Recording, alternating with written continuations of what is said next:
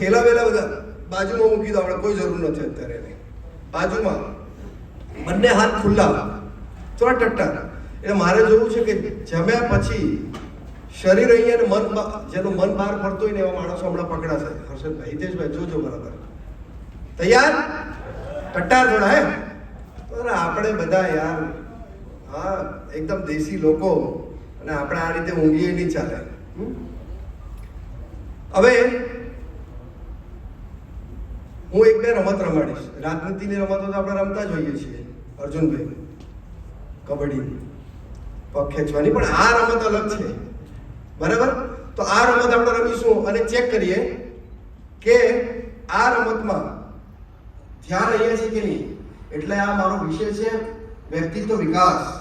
તો કાર્યકર્તા સ્વામી વિવેકાનંદજીને મેં વચ્ચે એટલા માટે મૂક્યા છે કે સ્વામી વિવેકાનંદજીએ જે પ્રકારની કલ્પના કાર્યકર્તાની કરી હતી એ પ્રકારના આપણે કાર્યકર્તા, એટલે આપણે બધા જ પાર્ટીના કાર્યકર્તા. તો એના ગુણ, એનો પહેલો છે આપણું એકાગ્રચિત્ત મન. અહીંયાથી શરૂઆત થાય. રમત રમીએ. બધા તૈયાર? તો હું કહું સ્વર્ગ એટલે હાથ ઉપર, પૃથ્વી કહું તો સામે, અને પાતાળ કહું તો સ્વર્ગ કહું તો આપણે કોઈ ગુજરી ગયું તો આપણે શું કહીએ? ઉપર ગયા. એટલે હું માની લઈએ કે સ્વર્ગમાં ગયા એમ. બરાબર ને? જમીનમાં ગયા એમ કોઈ કે, એ બીજા બધા કહેતા હોય, એ પરંપરા આપણી નહીં. બરાબર? એ પણ ઉપર જ કહે છે. તો ચલો, સ્વર્ગ, પૃથ્વી, પાતાળ. હું કરું એમ કરવું નહીં, હું કહું એમ કરવાનું. આ યાદ રાખજો. ફરીથી, આ ગરબડ સમાજમાં કેમ થાય છે? દેખાદેખી કરીએ ને એમાં જ ગરબડ થાય છે. એટલે જે સારી વસ્તુ છે સાંભળ્યા પછી એ જ જીવનમાં ધારણ કરવાની, કોઈના દેખી કરવી નહીં. બરાબર? ચાલો, સ્વર્ગ, પૃથ્વી, પાતાળ. સ્વર્ગ, પૃથ્વી, પાતાળ. સ્વર્ગ, પૃથ્વી, પાતાળ. સ્વર્ગ, પૃથ્વી, પાતાળ. પૃથ્વી. જો ચેક કરો. એવા બે ચાર લોકો તો એવા છે, જોજો, આમાં બે ચાર લોકો એવા નેતા છો, નેતાઓના પણ નેતા કઈ કરતા જ નહીં. કઈ કરે તો ફસાય ને, એટલે આમ જ બેસી રહેલા છે. પણ અહીંયાથી તો મને દેખાય, હું નામ નહીં લઉં. અરે ભાઈ, થોડું ખીલી જાવ યાર. બચપન યાદ કરો. આપણે કેટલા બધા આવરણ ઓઢી લીધા છે. હું નેતા છું, હું પ્રમુખ છું, હું આ છું, હું સરપંચ છું. એમાંથી બહાર જ નહીં આવતા. એના કારણે આપણું વ્યક્તિત્વ જે છે એ દબાઈ ગયું. હાવ એ ભીતરની નિખાલસતા જે આપણે બાળકને જોઈએ છીએ ને, કેટલું નિખાલસ હોય છે, એને ભગવાન દર્શન આપે છે. આપણે તો બધા આખા દુનિયાના આવરણ, હું પ્રમુખ છું, હું આનો છું, આમ તેમ છું ને. અરે છે, પેલા ચાર આદમીના ખભા પર હશે ને ત્યારે કોઈ પૂછે નહીં કોણ છે. બરાબર ને? એ અહંકાર એ અહીંયા છોડો. થોડું રમીએ એટલા માટે. હવે ભૂલ નહીં થાય. તૈયાર? હું પેન્ટ ચડાવી લઉં. ચાલો, સ્વર્ગ, પૃથ્વી, પાતાળ. ફટાફટ હે? તૈયાર? ચાલો, પૃથ્વી. વાહ ભાઈ વાહ. શૈલેષભાઈ, જમવામાં તમારે થોડું આપણે પેલું RSS માં કરીએ ને એવું કરવાનું હતું. કાચું પાકું જ આપવાનું. એટલે આ થોડું વધારે, અને એમાંથી પાછી એસી અને ગરમી, એટલે એવો આનંદ આવે ઊંઘવાનો. હાથ નીચે સાહેબ, સજા નહીં. હવે બીજી રમત, છેલ્લી. હવે રમત છે 5 પર તાળી પાડવાની. કેટલા પર? આ જોરથી. આપણે જો હું આવ્યો છું ને, એ બીજા બધા સત્રોને મજા કરવા માટે આ બાજુથી જોરથી અવાજ કરો. કેટલા પર આપણે તાળી? યાદ રાખજો. પાછળ કેટલા પર? આ બાજુ કેટલા પર?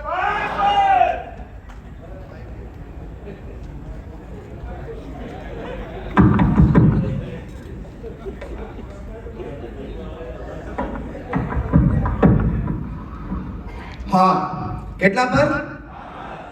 તો સાહેબ કેટલા પર? ચલો, આટલો હાથ રાખો. હું એક કહું એટલું નથી, 2, આટલું, 3, આટલું, 4 અને 5. એટલે આપણા વેદોમાં કહ્યું છે સંગત શબ્દમ સંપદત્વમ સંભવ મનાસી જાનતા. બધાના મન સરખા હોય, વિચાર સરખા હોય, કદમ સે કદમ મિલા પર, ખભાથી ખભો મળીને કામ કરે તો એ રાષ્ટ્રની ઉન્નતિ થાય. તો એ ઉન્નતિનો એક ભાગ, એટલે આપણે સંગઠનનો એક ભાવ. 5 પર તાળી વગાડો. કેટલા પર? ચાલો, બીજા તો હામ કરે ભાઈ, કોઈને આપણે નહીં લેવાના. આટલા. ચલો 1 2 3. ફોલો જો ભાઈ આ બહુ ગડબડ થાય છે હર્ષદભાઈ. અડધા ઉપરના લોકોનું મન બહાર છે. ચલો તૈયાર? 1 2 3 4 5. વાહ, જોરદાર તાળી. પોતાના માટે જોરદાર તાળી. આ હતી રમત. એવી ઘણી 4000 રમતો છે બેઠા બેઠા રમાઈ શકાય એવી આપણી ભારતીય રમતો. વ્યક્તિત્વ વિકાસ સ્વામીજીની દૃષ્ટિએ એ પેલા શૈલેષભાઈ સવારે વાત કરી હતી ગીત શેના માટે હોય છે, તો એ ગીતનો એક અંતરો ગાઈને આપણે વિષય પર જ જઈએ છીએ. આ વિષય ચાલુ છે આપણો, તો એક અંતરો કહીશું. તમારો ઉત્સાહ, તમારો સાથ મારે જોઈએ છે. આ જમે પછી આ વિષય આપો ને હિતેશભાઈ, તમારે આવું કરવું પડે બધું. નહીં હોય ડાયરેક્ટ નહીં તો ચાલુ કરીએ. હર્ષદભાઈ પાછા મારે લાવવા પડે એમ એકદમ પેલામાં. તૈયાર? नवीन पर्व के लिए नवीन प्राण चाहिए. ऊंची आवाज यार. नवीन पर्व के लिए नवीन प्राण चाहिए. स्वतंत्र देश हो गया प्रभुत्वमय दिशामयी. स्वतंत्र देश हो गया प्रभुत्वमय दिशामयी. निशा करा लटल चली स्वतंत्र मां विभामही. मुक्त मातृभूमि को नवीन मान चाहिए. मुक्त मातृभूमि को नवीन मान चाहिए. नवीन पर्व के लिए नवीन प्राण चाहिए. आवाज હવે ઊંચી આવાજ પૂરી તાકાત સાથે મારા જોઈએ. તૈયાર? જાગો તો એક બાર બંધુ, જાગો તો जागो. जागो तो एक बार बंधु, जागो तो ताली. जागो तो एक बार बंधु, जागो तो. जागे थे प्रताप शिवाजी. ऊंची आवाज. जागे थे प्रताप शिवाजी. मार भगाए मुल्ला काजी. मार भगाए आतंकवादी. मच गई हाहाकार बंधु, जागो तो. हो जागो तो एक बार युवा, जागो तो. जागे थे गुरु गोविंद प्यारे. जागे थे गुरु गोविंद प्यारे. देश पे चारों बच्चे वारे. देश पे चारों बच्चे वारे. वार दिया परिवार हिंदू, जागो तो. ताई. ओ जागो तो एक बार युवा, जागो तो. जागे थे गुरु गोविंद प्यारे. देश पे चारों बच्चे वारे. जो बोले सो निहाल. जो बोले सो निहाल. देश पे चारों बच्चे वारे. वार दिया परिवार युवा, जागो तो. ताली. हो जागो तो एक बार हिंदू, जागो तो. आवाज. जागे थे भगत सिंह प्यारे. जागे थे भगत सिंह प्यारे. असेंबली में लग गए नारे. असेंबली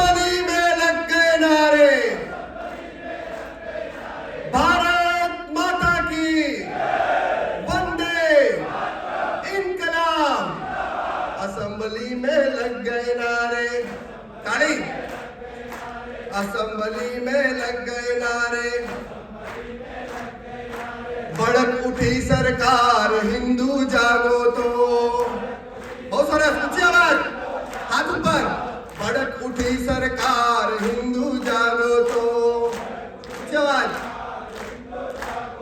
ओ जागो तो एक बार बंधु जागो तो। Very good. ओ जागो तो एक बार हिंदू जागो तो। ओ जागो तो एक बार हिंदू जागो तो।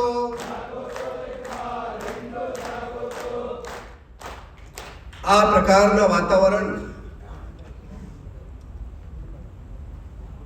એક આશ્રમમાં જ્યારે એક સંત સંન્યાસી, યુવા સંન્યાસી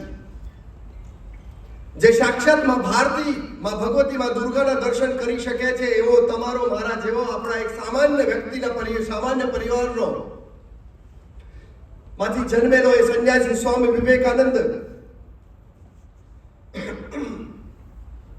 અને જ્યારે પોતાના શિષ્યો સાથે આશ્રમમાં ચર્ચા કરે છે, સંધ્યાનો સમય હોય છે, આપણે બધા જ ખબર છે, આપણે બધા જ વનવાસી ક્ષેત્રના કાર્યકર્તાઓ છીએ, સંધ્યા સમયમાં કોઈ પણ મંદિર હોય ત્યાં ઘંટડી આરતી ઉપાસના થતી હોય છે. અને એ સમયમાં એ સ્વામી વિવેકાનંદજી સામે બેઠેલી એમને એક શિષ્ય ભગિની નિવેદિતા, તમે બધા નામ જાણતા હશો. એ ભગિની નિવેદિતા સ્વામી વિવેકાનંદજીને પ્રશ્ન કરે છે कि स्वामी जी क्या मुझे इस जन्म में मोक्ष मिलेगा क्या? स्वामी जी प्रश्न નો જવાબ નથી આપતા. બીજી વાર जिज्ञासा पूर्वक पूछे છે, स्वामी जी मैं आपसे पूछ रही हूँ, संध्या का समय है, क्या मुझे इस जन्म में मोक्ष मिलेगा क्या? ત્યારે સ્વામીજી એક શબ્દ, આ સ્વામીજીના શબ્દો છે ને આપણા હૃદય પર લખી લેવા જેવા છે.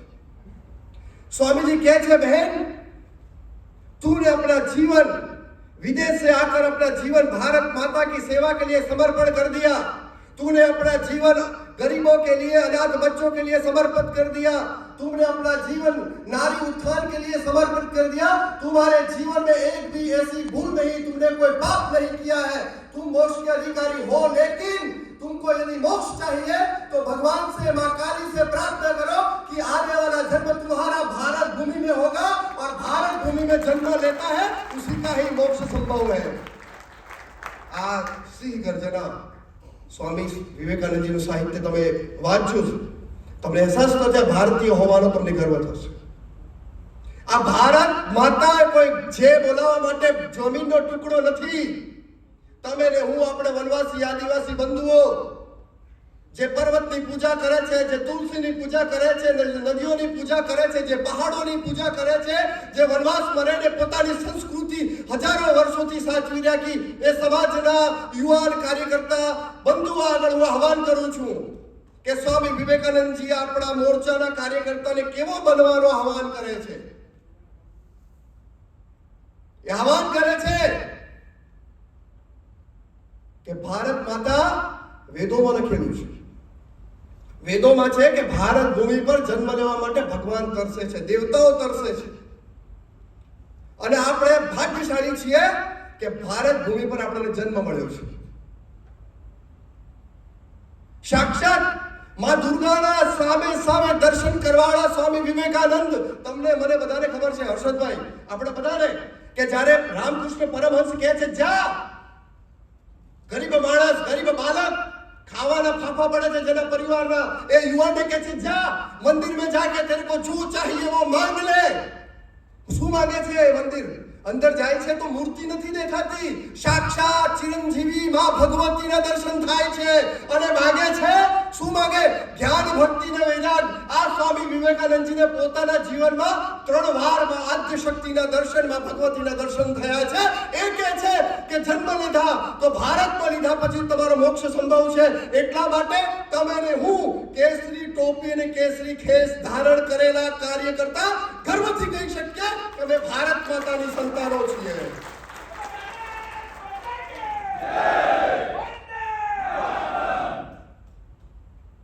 અપમાન અમે કોઈનું નથી કરતા, પરંતુ ભારત માતાનું અપમાન અમે સહન નહીં કરી શકીએ.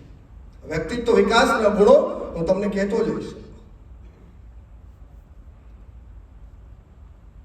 એ કોમ એવું કહેતી હોય કે મરને કે બાદ 72 નૂર મિલેગા. હમણાં કાશ્મીરમાં રોજ ઠોકમ ઠોક કરે છે, કેટલા 2 વર્ષથી હે, તો કેટલાને 72 નૂરો મળે છે હર્ષદભાઈ રોજ. રાજેશભાઈ ખબર છે? એમાં એમના ધર્મમાં એવું કહેવાય છે કે આવું કામ કરશો તો 72 નૂર મળશે. પૂર એમ એકદમ એનું વર્ણન નહીં કરતો, આપણે ઇસ્લામ પર નથી જવું. પરંતુ આ સમાજ, આ ભારતીય પરંપરા એવી છે કે આપણે અબ્દુલ કલામને આપણા હૃદયમાં બેસાડ્યા છે, આપણા ઘરોમાં, આપણી સ્કૂલોમાં એની તસવીરો લગાવીએ છીએ. જે ભારત માટે જીવ્યા છે એવા મહાપુરુષો, અશફાઉલ્લાહ ખાનને પણ આપણે યાદ કરીએ છીએ. એવા અનેક લોકોનું સન્માન આપણે કરીએ છીએ, કેમ કે ભારત માતા માટે જીવ્યો છે, એ અમારો બાંધવ છે, એ અમારો ભાઈ છે. અને એટલા માટે અશફાઉલ્લાહ ખાને કહ્યું હતું कि खुदा तेरी खुदा में यदि पुनः जन्म लिखा हो तो मैं 100 बार इस भारत माता पे जन्म लेना चाहूंगा और मुझे भारत भूमि पे जन्म देना. આ પ્રકારનો આહવાન આ દેશના વીર પુરુષો કરતા હતા. આ ભારત ભૂમિના આપણે સપૂતો છીએ અને એમાં પણ આપણે વિચારવાની જરૂર છે કે ભારતીય જનતા પાર્ટીના કાર્યકર્તા એટલે કે સામાન્ય કાર્યકર્તા નથી આપણે, જેનો પાયો રાષ્ટ્રભક્તિનો છે, દેશભક્તિનો છે, જેનો પાયો ભારતીય હિન્દુ સંસ્કૃતિ અને પરંપરા સાથે જોડાયેલો છે, એ પાર્ટીના કાર્યકર્તા છે, જે પાર્ટીની નીવમાં, જે પાયામાં, જેના સંસ્કાર પ્રાચીન ચિરાતન વૈદિક પરંપરાના છે, એ પાર્ટીના આપણા કાર્યકર્તા છે. રાષ્ટ્રવાદનું નામ લઈને પાર્ટી ફક્ત ભારતીય જનતા પાર્ટી ચાલે છે. અને એટલા માટે સ્વામી વિવેકાનંદજીના દ્રષ્ટિથી કેવો કાર્યકર્તા હોવો જોઈએ એના પર આજે આપણે ચર્ચા કરીશું. એનું વ્યક્તિત્વ કેવું હોવું જોઈએ. સમાજમાં નીકળે તો લોકો એને કહે કે નહીં, આ ભારતીય જનતા પાર્ટીનો સૈનિક નીકળ્યો છે. આપણા ચલણ, આપણા વ્યવહાર, આપણા વર્તન, આપણી કાર્યશૈલી પર ગર્વ કરવો જોઈએ. જોઈને કહીને કે ભારતીય જનતા પાર્ટીનો કેસરી ધારણ કરેલો આ કાર્યકર્તા છે, એ આપણા લક્ષણ બતાવી દે.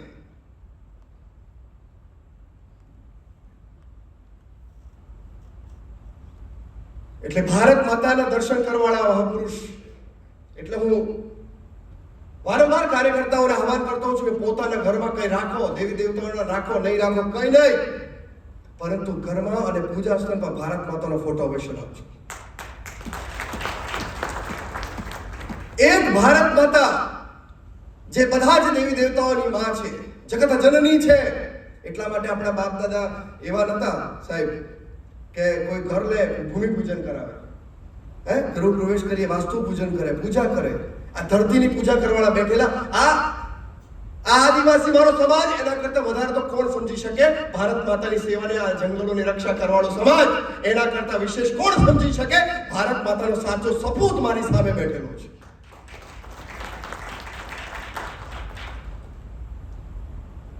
વ્યક્તિત્વ એટલે શું કહેશો તમે?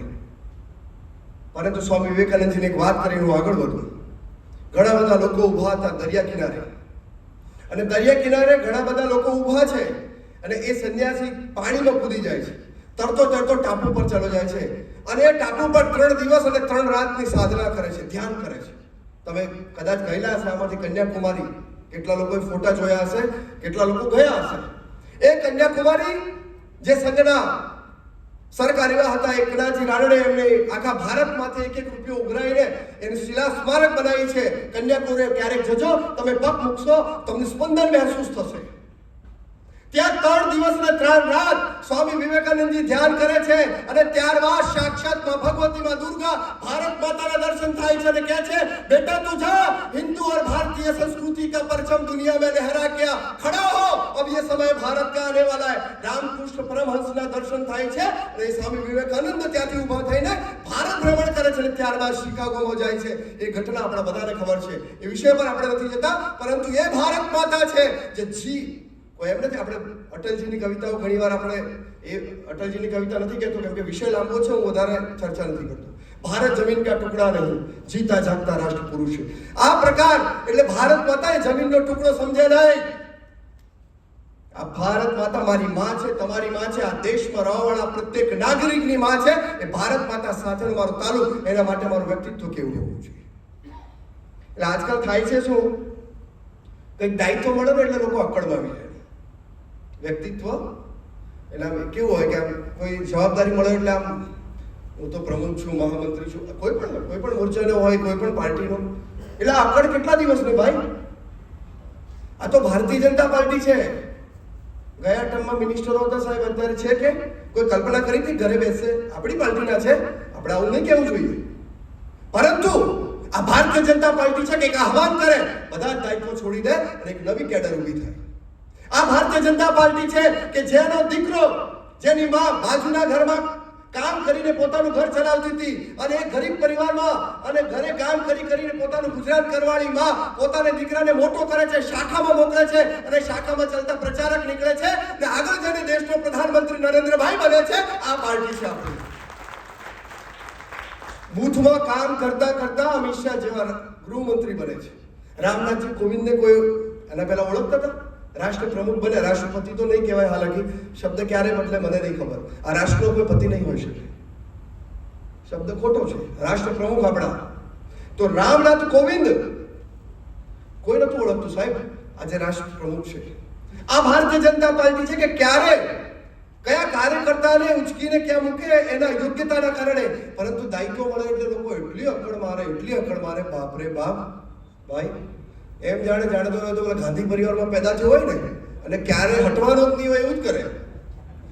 ભાઈ રાહુલ ગાંધી નહીં, એ તો હું જીવે ત્યાં સુધી એ લોકો તો અમારો પાટો લઈને આવેલા છે. અધ્યક્ષ રહેગા તો वो हमारे परिवार का, इटली परिवार का ही रहेगा. પરંતુ આપણે ભારતીય જનતા પાર્ટીના કાર્યકર્તા છે, મહેનત કરશું અને આપણું વ્યક્તિત્વ હશે, આપણા કામની કૌશલ્યતા હશે, 100% પાર્ટી આપણા પર વિચાર કરે છે.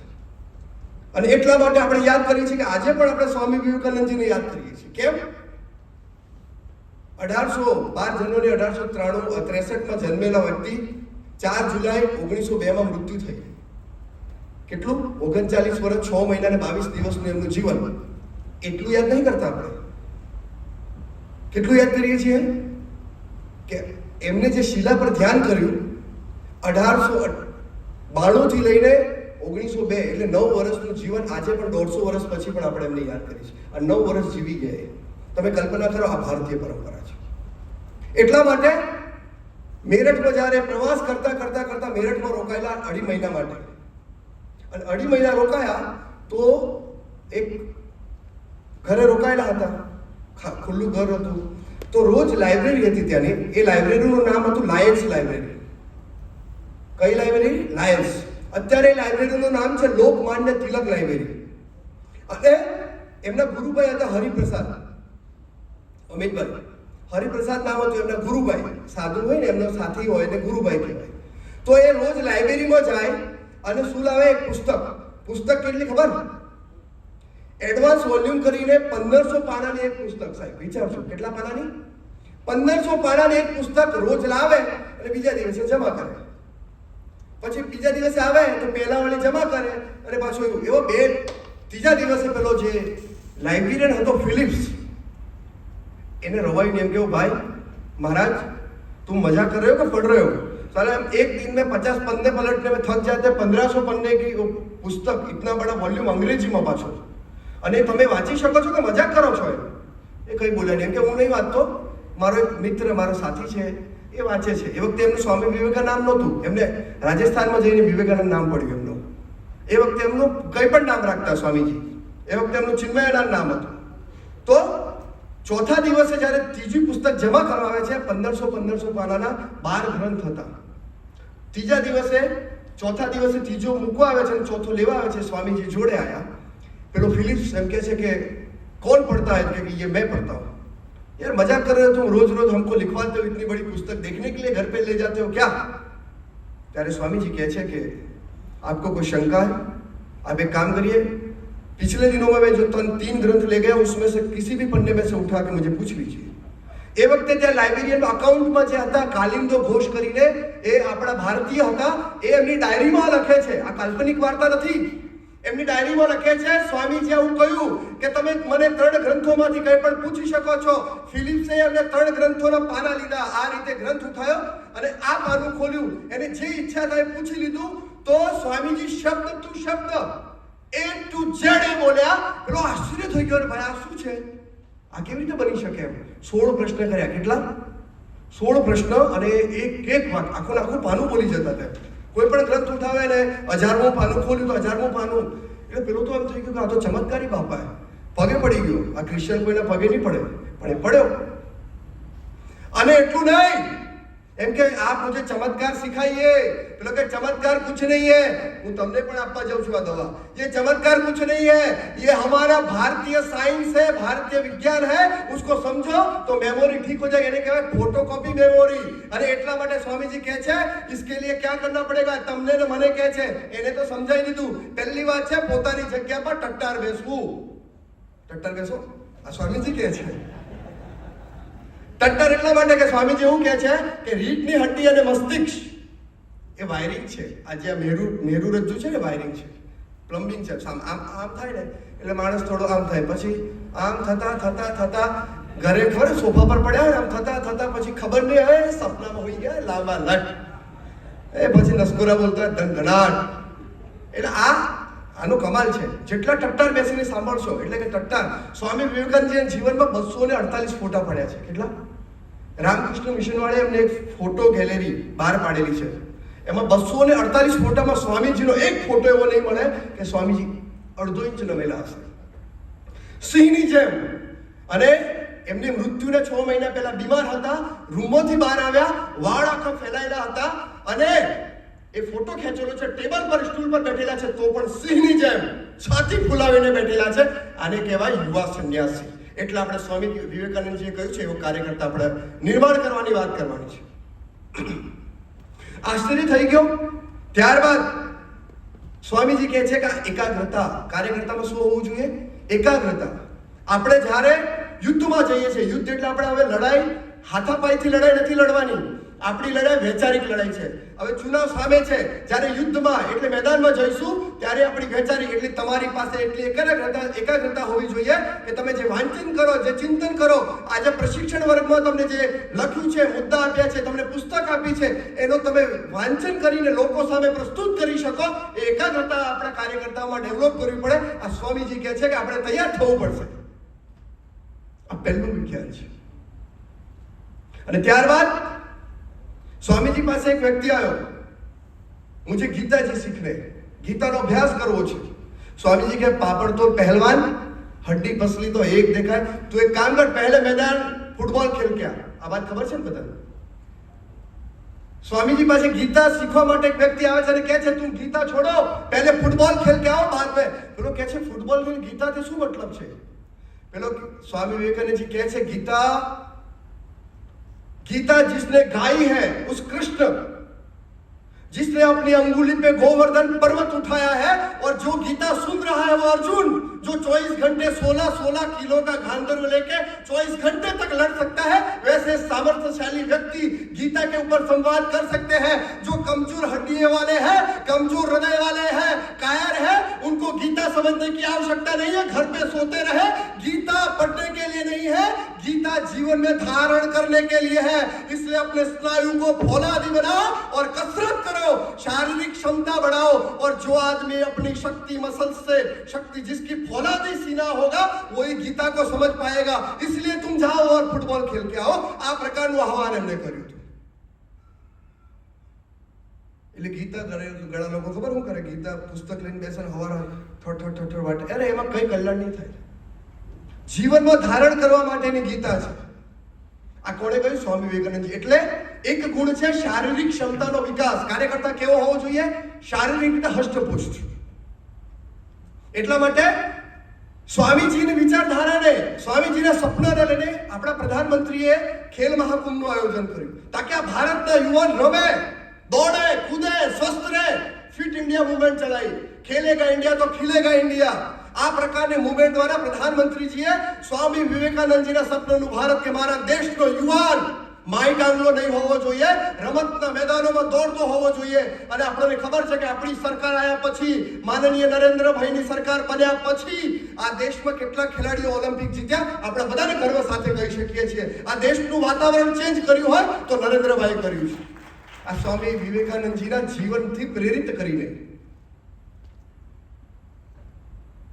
આ કસરત એટલે આ ગુણ છે કે આપણો કાર્યકર્તા શારીરિક રીતે હષ્ટપુષ્ટ હોવો જોઈએ। ભગતસિંહ સુખદેવ રાજગુરુની વાત ખબર હશે તમને। જેલના અંદર ફાંસી મળવાની હતી હર્ષદભાઈ, ક્યારે? બીજા દિવસે જેલના અંદર સવારે કસરત કરે ત્રણે લોકો, સુખદેવ રાજગુરુ ને ભગતસિંહ કસરત કરે.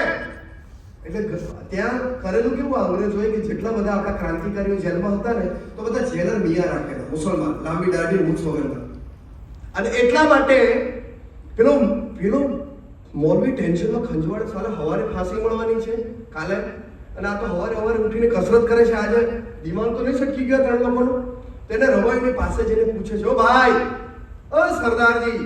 તો ભગતસિંહ કહે છે, બોલો બોલો, ડિસ્ટર્બ મત करो, सूर्य नमस्कार कर रहा हूँ अभी. अरे क्या भाई 2 मिनट बात कर ले दोस्त, क्या हुआ? अरे भाई कल सुबह में फांसी मिलने वाली है, आज सुबह तुम कसरत कर रहे हो, कोई तुम्हारा ठिकाने है कि नहीं है? बोलो भगत सिंह कहीं जवाब नहीं आता. पाछो पूछे जाओ, भाई कुछ कह रहा हूँ, दिमाग तो ठिकाने है, कल तो आप मरने वाले हो, सुबह में फांसी स्पष्ट है, स्पष्ट शब्दों में कल इतने बजे फांसी मिलने वाले, आप व्यायाम कर रहे हो. ત્યારે ભગત સિંહ આ શબ્દો કહે છે. भगत सिंह कहते हैं, तुम्हारी संस्कृति का मुझे पता नहीं है, मुझे मेरी संस्कृति हिंदू परंपरा, जिस संप्रदाय से मैं आता हूँ, जिस परंपरा से मैं आता हूँ, उस पर मुझे गर्व है. और वो कहती है कि पुनर्जन्म में विश्वास करता हूँ और मैं व्यायाम कर रहा हूँ ताकि मेरा शरीर हष्ट पुष्ट रहे, और मरूं तो मैं हष्ट पुष्ट मरूं, और दोबारा जन्म लूंगा तो शक्तिशाली बनकर हष्ट पुष्ट जन्म लूंगा. यदि तब तक तुमने भारत को नहीं छोड़ा तो तुम्हारी छाती पे चढ़ के फिर वंदे मातरम बोलूंगा. आ कोई बने. અને પેલો મૌલવી ત્યાંથી ભાગી ગયો. કાયમ આ આપણી પરંપરા છે. હષ્ટપુષ્ટ રહેવું, આગલા જીવનની પણ ચિંતા કરવાવાળું આપણું ચિંતન, આપણું દર્શન. એટલે સ્વામીજીએ કહ્યું, સ્વામીજીના ફોલોઅર્સ હતા ભગતસિંહને બધા, સ્વામીજીને બહુ પસંદ કરતા હતા, એમનું સાહિત્ય વાંચતા હતા, એમનું જીવન વાંચવાવાળા લોકો. એટલે કસરત કરી શક્તિશાળી બનવો જોઈએ, મસલ્સ. એટલે સ્વામીજીએ કહ્યું, મારા કાર્યકર્તાના મસલ્સ ફોલાદી હોવા જોઈએ, લોખંડી. આપણા તો મોમ જેવા છે અને મક્ખન જેવા લાગે, આમ દબાઈ. ગરબડ તો છે બધાનું. મધ્યપ્રદેશ મોટા ભાગે વિકાસ છે, શું કરીએ? પણ એવું કે છે ઓછું કરો, કંઈક કરો અને શક્તિશાળી બનો. પોતાના મસલ્સ ફોલાદી બનાવો, સ્નાયુઓને લોખંડી બનાવો, હૃદય વજ્ર જેવું રાખો. આ પ્રકારનું આહવાન સ્વામી વિવેકાનંદજી આપણા જેવા કાર્યકર્તાઓ, ભગવાન ધારણ કરેલા, ભગવાન ટોપી, ભગવાન ખેસ, આવા કાર્યકર્તાઓને આહવાન કરે છે. સવારે ઉઠો અને સ્વસ્થ બનો અને ભારતને સ્વસ્થ બનાવો. આ તમારું દાયિત્વ છે, આપણું કર્તવ્ય છે. આહવાન આપણાથી કરે છે. એટલે એક ગુણ આ છે કે શારીરિક ક્ષમતાનો વિકાસ, માનસિક વિકાસ. ત્રીજો પોઈન્ટ સ્વામીજી કહે છે કે આપણા કાર્યકર્તાઓમાં માનસિક રીતે કેટલી રીતે સશક્ત રહેવું જોઈએ. ઘણી વાર કોઈ સૂચના આપે કે ભાઈ હિતેશભાઈ સૂચના આપી, એક ભાઈને આપીને બીજાને નહીં આપી તો કે અચ્છા હિતેશભાઈ જોઈ લઉં, એટલે પેલાની સૂચના મેં મને નહીં આપતા, એ ટેન્શન આખી રાત ઊંઘે જ નહીં. પેલાને ફોન આવ્યો મને નહીં આવે, એવું નહીં. ક્યારેક ક્યારેક થઈ જતું હોય. એટલે માનસિક રીતે આપણે આટલા નબળા નહીં બનવું જોઈએ. આવ્યો તો આવ્યો, દેખ લેંગે હિતેશભાઈ કો 3 साल ही तो है. તો આ પ્રકારની માનસિકતા, દ્રઢ માનસિકતા, કેમ આપણે આટલા વિચલિત થઈ જઈએ છીએ? કોઈ સમાચાર મળે આપણે કેમ ડરી જઈએ છીએ? એટલે સ્વામીજી કહે છે માનસિક રીતે સશક્ત બનવાનો. એટલે એવું કહ્યું કે આપણે જન્મદિવસ બનાવીએ છીએ, તમે હું બધા જ. તો જન્મદિવસ તો બનાવવાનો મતલબ સ્વામીજી કહે છે કંઈ ખબર નહીં પડતી. પશુ પણ જન્મે છે સાહેબ, અને મનુષ્ય પણ જન્મે છે. એ જ પશુ જન્મે, એ જ મનુષ્ય. પશુમાં અને મનુષ્યમાં અંતરનું. અને આપણા વેદ પણ કહે છે આહાર, ભય, મૈથુન અને નિંદ્રા એ પશુ અને મનુષ્યમાં બરાબર છે, સરખું છે. આહાર આપણે પણ લઈએ, પશુ પણ લે, એમને પણ ડર લાગે, આપણને પણ ડર લાગે. એ પણ મૈથુન ક્રિયા પ્રજનન કરે, આપણે પણ કરીએ, આપણે પણ સંતાન ઉત્પત્તિ કરીએ, એનું ભરણ પોષણ આખી જિંદગી એની પાછળ દોડીએ. એ પણ એમના દીકરા છોકરાઓ મોટા કરે, પશુ પક્ષી, એમની પણ મૃત્યુ થાય, આપણી પણ મૃત્યુ થાય. તો અંતર શું? સ્વામીજી પ્રશ્ન કરે છે તમને ને મને કે આપણામાં અને પશુમાં અંતર શું છે? જન્મદિવસ કેમ બનાવો છો? આ પ્રશ્ન કરે છે. તો પશુ અને મનુષ્યનો અંતર એટલું જ છે કે વ્યક્તિ, કાર્યકર્તા જ્યારે પોતાની જાતને પૂછે કે હું આ જન્મ મેં આવ્યો કેમ આ દુનિયામાં, મારા આવવાનું પર્પઝ શું છે અહીંયા, અને શેના માટે મારે જીવન જીવવું છે, જે કર્તવ્ય, જે ધર્મ, આ જે ધર્મ અને કર્તવ્ય માટે જીવે ને એ અસલ મનુષ્ય છે. જો તમે પોતાની જાતને જે દિવસે પ્રશ્ન કરો, સ્વામીજી કહે છે કે તમે પોતાની જાતને જે દિવસે પ્રશ્ન કરો કે હું આ દુનિયામાં કેમ આવેલો છું ને મારો મકસદ શું છે, મારું ધ્યેય શું છે, એ દિવસે તમે જન્મદિવસ મનાવજો. નહીં તો તમારા પશુમાં રોડ પર પેલા કૂતરા બરાડા પણ જીવન તો જીવી જાય છે. એટલે કીડી હોય ને એ પણ એના કરતા 3 ગણો વજન લઈને ખાંડનો દાણો લઈને ચાલતી થઈ જાય છે. એટલે કીડી કૂતરાને આપણામાં શું અંતર? દરેકનો ધ્યેય હોય છે, હું ડોક્ટર બનું. અરે ડોક્ટર બનવું શેના માટે? એ મારો વ્યક્તિગત ધ્યેય છે. હું એન્જિનિયર બનું, હું વકીલ બનું, એ મારો વ્યક્તિગત ધ્યેય છે. પણ રાષ્ટ્ર માટે શું? આ પ્રશ્ન કરે છે સ્વામી વિવેકાનંદજી કે તમે રાષ્ટ્ર માટે તમારો ધ્યેય શું છે? તમે બહુ મોટા વેપારી બનશો, પણ પોતાના માટે, રાષ્ટ્ર અને સમાજ માટે શું?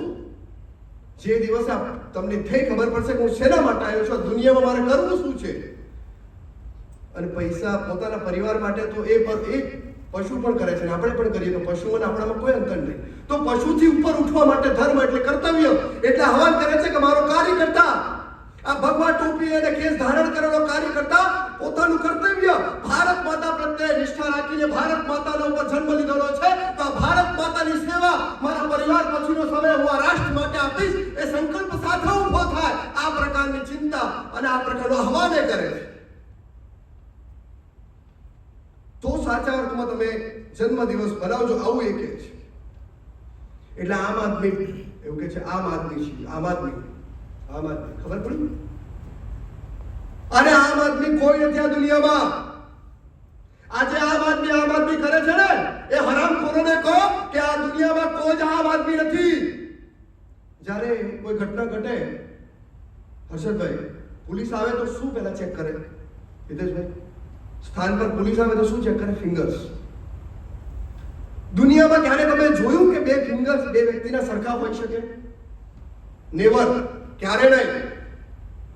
આજથી હજારો વર્ષથી જ્યારે સૃષ્ટિને ઉત્પન્ન કરી છે ત્યારથી લઈને આજ સુધી, અને અત્યારે 7 અજબ લોકો છે, અને આના પછી હજારો વર્ષો સુધી કેટલાય લોકો આવશે, એમનો ક્યારે એકબીજાનો હાથ, ફિંગર્સ નહીં મળે. આ ભગવાને એ રીતે આપણું કર્તૃત્વનું નિર્માણ કર્યું છે. દરેક વ્યક્તિમાં સ્વામી વિવેકાનંદ, સુભાષચંદ્ર બોઝ, ભગતસિંહ, સુખદેવ, રાજગુરુ અને શિવાજી મહારાજ બેઠેલા છે. કોઈ વ્યક્તિ આમ હોઈ જ નહીં શકે, બધા જ વ્યક્તિ ખાસ છે, એવું સ્વામી વિવેકાનંદજી કહે છે. આવા બેઠેલો કોઈ વ્યક્તિ આમ નહીં હોઈ શકે. હવે આમ આદમી વાળા કહે છે અમે આમ આદમી આ દેશને ભીખ મંગો બનાવવા માટે નીકળેલા છે. ફ્રી ફ્રી ફ્રી ફ્રી લે લો. સફેદ ટોપી લગાવીને ઝાડુ લઈને નીકળેલા છે ને, એ લોકોને તમે લોકો કેસરી ધારણ કરેલા ક્યાંક તમારા જંગલ વિસ્તારમાં આવે ને તો દોડાઈને કેમ? અરે મારા દેશના કાશ્મીરી પંડિતો પણ ધ કાશ્મીર ફાઇલ, કેટલા લોકો પિક્ચર જોયું છે હમણાં? ધ કાશ્મીર ફાઇલ પિક્ચર જોજો તમે. આ ભારત માતાના સપૂત આપણા બાંધાઓ, આ કાશ્મીરમાં રહેવાવાળા હિન્દુ પંડિતો, અને એમને જ્યારે ઘરથી પોતાની માને સામે દીકરીનું બળાત્કાર, પોતાના પતિને સામે પત્નીનું બળાત્કાર, પોતાના મા બાપને સામે બચ્ચાઓને કત્લેઆમ કરી નાખ્યા, એ પ્રકારે આજથી 32-30 વર્ષ પહેલા કાશ્મીરમાંથી લાખો હિન્દુઓને કાઢી મૂક્યા. અને તમે હરામખોરો વિધાનસભામાં એવું કહો છો કે યુટ્યુબ પર મૂકી દો? હર્ષદભાઈ, તમે આ લોકોને આહવાન કરો કે સાલા ત્યાં જંગલમાં મળે ને આ સફેદ ટોપી વાળાને તો જૂતું કાઢીને મારજો, એમને તમારજો. મારા દેશના નાગરિકોનું અપમાન કરો છો તમે. કોઈ એક મરી જાય તો તમે હાઈ પીટો છો, રોડ જામ કરો છો, અને લાખો હિન્દુઓના કત્લેઆમ થાય. તમને સ્વીકાર નથી થતું સત્ય.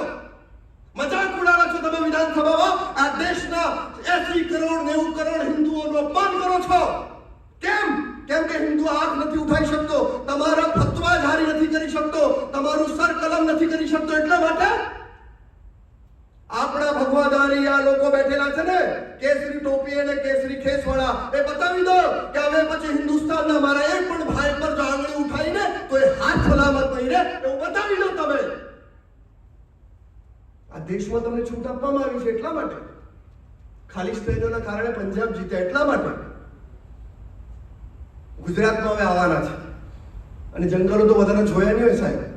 એવા ખાપચામાં લઈ જઈને દોડાવજો ને નાણામાં, બીજી વાર આવે નહીં. હા, મારી ભારત માતાનું અપમાન કરે મારો એક પણ સૈનિક, મારો એક પણ દેશનો યુવાન, મારો અહીંયા કેસરી ખેસ પહેરેલો એક પણ કાર્યકર્તા સહન નહીં કરી શકે. અપમાન કરો છો. એટલા માટે સ્વામી વિવેકાનંદજી કહે છે, હમણાં નથી કહેતા, આજથી 200 વર્ષ પહેલા કહી ચૂક્યા છે કે કોઈ આદમી આમ આદમી છે જ નહીં, દરેક વ્યક્તિ ખાસ છે, દરેક વ્યક્તિમાં એક દેવત્વ પડેલું છે. જો પોતાની જાતને ઓળખે સાધના દ્વારા, કામ દ્વારા, કર્તૃત્વ દ્વારા, તો વ્યક્તિની દેવતા બની શકે છે. એટલા માટે કહ્યું કે કોઈ આમ આદમી નથી, બધા જ દુનિયામાં જન્મ લીધેલા અને ખાસ કરીને ભારતમાં લીધેલા બધા જ દેવતુલ્ય છે. કોઈ આમ નથી.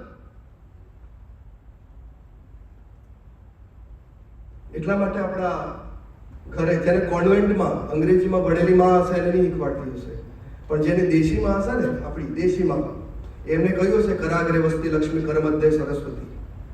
આ એમને એમ નથી કહ્યું. આપણા વેદોમાં સવારે સવારે ઉઠીને હાથના દર્શન કરે છે, શ્લોક બોલે છે. આપણી આ પરંપરા છે. આ પરંપરાને તમે જીવંત રાખજો. આવનારી પેઢીને આપવાની જવાબદારી આપણી છે. આવનારો સમય આપણો છે. એ આગળ હું વાત કરીશ કેવી રીતે છે. તમે નહેરુની વાત કરો, શું આપ્યું નહેરુ આ દેશ? ગુલાબનું ફૂલ લઈને ફરતા હતા હર્ષદભાઈ, અર્જુનભાઈ. હવે ગુલાબનું ફૂલ चाचा नेहरू बच्चों से बहुत, मैं तो नहीं जो बच्चों से बहुत प्यार था. कोने कोने प्यार છે તો YouTube પર જોઈ લેજો તમે. શરમ આવે કહેતા આપણો વડીલ બેઠેલા છે. આજે પણ જમ્મુ કાશ્મીરનો એક રાજકુમાર ને આ દેશનો એક રાજકુમાર, એટલે કોંગ્રેસનો, એ બંને શકલ પર હરખી મળે છે. ખબર નહીં ભાઈ આપણને શું પ્રોબ્લેમ છે. આ પ્રેમ હતો એમનો ગુલાબનો. પરંતુ ગુરુ ગોવિંદસિંહ મહારાજ જેને ધર્મ માટે પોતાનો પરિવાર ન્યોછાવર કરી દીધો. 4 સાહેબજાદે કરીને એક પિક્ચર આવ્યું હતું, જોજો સાહેબ. 4 દીકરા આ દેશ આ ધર્મ માટે એમને ન્યોછાવર કરી દીધા. એમાં 2 દીકરાની વાત કરું છું. એક 9 વર્ષનો, એક 12 વર્ષનો દીકરો દીવારમાં એમને ચડવામાં આવ્યા. સાહેબ તમે કલ્પના કરો, તમારા અને મારા ઘરનો કોઈ દીકરો હોય તો તમારી સ્થિતિ શું થાય? આ દેશનું દેવત્વ, આ દેશનું બ્લડ, આ દેશના રક્તમાં કેટલી દેશભક્તિ છે દેખી લો. 2 દીકરા શહીદ થઈ ગયા છે અને પેલો કે છે